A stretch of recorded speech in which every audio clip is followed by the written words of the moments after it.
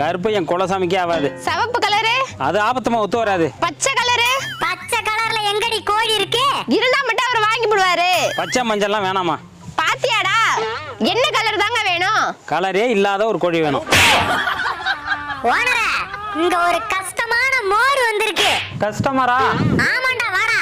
என்னென்ன வேணும் உங்களுக்கு? அவருக்கு கலரே இல்லாத கோழி வேணுமா? இருக்குண்ணா, வாங்கிக்கலாம். ரொம்ப நல்லது தம்பி. எப்பண்ணா வேணும்? இப்போ கொடுத்தாலும் வாங்கிக்கிறேன். இன்னைக்கு திங்கக்கிழமைண்ணே, நாள் சரியில்லை. அப்போ செவ்வாய்க்கிழமை கொடு.